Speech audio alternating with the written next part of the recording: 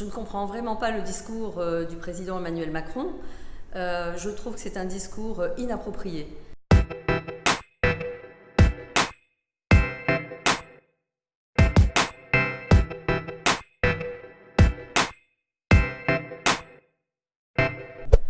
L'aide médicale État, c'est un débat qui revient régulièrement.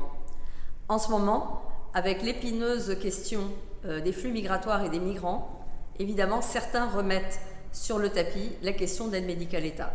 Quand j'étais au gouvernement de Jean-Pierre Raffarin de 2002 à 2004, il y avait déjà une volonté de supprimer ou en tout cas de restreindre l'aide médicale État.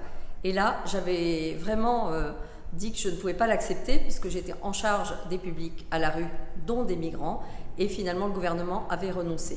Mais quelques années plus tard, l'aide médicale État a été modifiée à nouveau avec des conditions d'accès plus restreintes.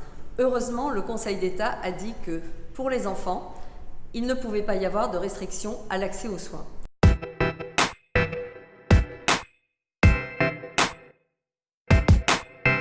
C'est une idée mauvaise et qui est mal inspirée par le débat nauséabond qu'il y a en ce moment sur l'immigration. L'idée serait, si je comprends bien les auteurs, de se contenter de dire on soigne les gens quand ils sont en urgence grave ou vitale. Mais qu'est-ce qu'une urgence grave, qu'est-ce qu'une urgence vitale? Est-ce que lorsqu'on a un diabète ou une hypertension, et on peut mourir d'une hypertension non soignée, on va être traité? Moi je crois que si on ne soigne pas les gens qui ont des pathologies, lorsqu'ils ont des pathologies pas trop graves, ils finiront par avoir une aggravation de leurs symptômes, seront hospitalisés et finalement coûteront très cher à la sécurité sociale en hospitalisation et en frais médicamenteux.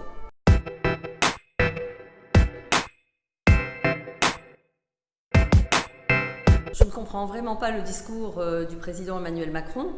Je trouve que c'est un discours inapproprié.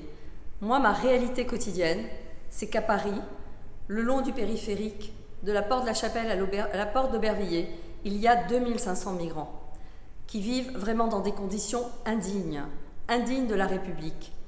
Pour cela, demandeurs d'asile, réfugiés statutaires, dublinés, l'État n'a pas de solution. Donc je pense que l'État doit d'abord assumer ses fonctions, ses responsabilités, c'est-à-dire mettre à l'abri tout le monde, et ensuite prendre le temps de travailler avec les pays européens, là je suis en accord, pour trouver des solutions et faire en sorte que l'Europe, unie, se répartisse cette charge. Ensuite, je suis vraiment surprise parce qu'on a l'impression depuis 2015 que ceux qui nous gouvernent, ceux d'avant et ceux d'aujourd'hui, n'ont jamais pensé que des flux migratoires pouvaient arriver en Europe. Pourtant, on le sait depuis très longtemps. Donc la politique de l'autruche, c'est pas très efficace et on voit aujourd'hui qu'il y a un dispositif de l'État qui est insuffisamment calibré et qui n'arrive pas à prendre en charge toutes les personnes qui se présentent pour demander l'asile. Si l'on va en Allemagne, on voit que c'est l'inverse. L'Allemagne a réussi le pari d'accueillir, d'examiner les situations et d'apporter des solutions pour le maximum de personnes.